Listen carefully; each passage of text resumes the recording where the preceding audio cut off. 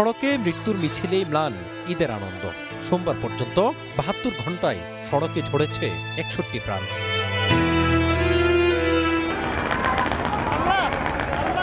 যাত্রী কল্যাণ সমিতির তথ্যে গত ঈদেও ৩৭৭ দুর্ঘটনায় মারা গেছেন ৩৯৪ জন।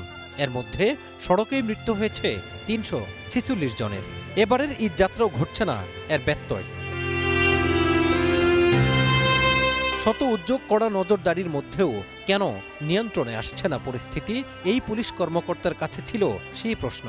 দুর্ঘটনা এড়ানোর জন্য যেটা আমরা বলি, যেটা আপনাকে বললাম, আমাদের সড়কের যে প্রোটোকল, প্রত্যেকের, আমার অবস্থান থেকে, আপনার অবস্থান থেকে, আপনার প্রত্যেকের নিজ নিজ অবস্থান থেকে আমাদের একটু সচেতন থাকতে হবে। আমরা ইতিমধ্যে মালিক শ্রমিকগণকে বলেছি যে তারা যেন আনঅথরাইজড ভেহিকেল, পাশাপাশি যে আনফিট গাড়ি যেন রাস্তায় বের না করে। আর আমরা যারা যাত্রী তারাও যেন সচেতনভাবে গাড়িতে চলাচল করি। তবে বিশেষজ্ঞরা বলছেন, আইনের যথাযথ প্রয়োগ না থাকা ও তদারকির অভাবেই অবনতি হচ্ছে পরিস্থিতির। দুর্ঘটনার কারণ হিসাবে অতি মুনাফা লোভে সড়কে ফিটনেসহীন গাড়ি নামানো, অতিরিক্ত যাত্রী তোলার কথাও সামনে আনছেন তারা। যে রোড কন্ডিশন, আমাদের চালকের যে আসলে টাইম স্কেডিউলের যে অবস্থা এবং ভেহিকেলের যে কন্ডিশন, সেই হিসাবে যখনই মুভমেন্ট বেড়ে যায় ঈদকেন্দ্রিক, তখনই দুর্ঘটনাটা বেড়ে যায়। কারণ হচ্ছে যে আমাদের রাস্তার দেখা যাচ্ছে অনেক ক্ষেত্রেই ঝুঁকিপূর্ণ স্থানগুলো রয়েছে।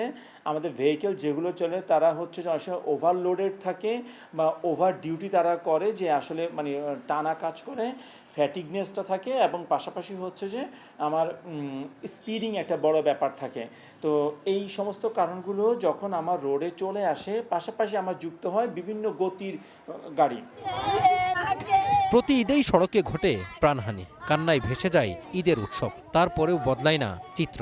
তাই এই অবস্থার শেষ কোথায় উঠেছে সেই প্রশ্ন। Mazharul Islam, star news, Dhaka.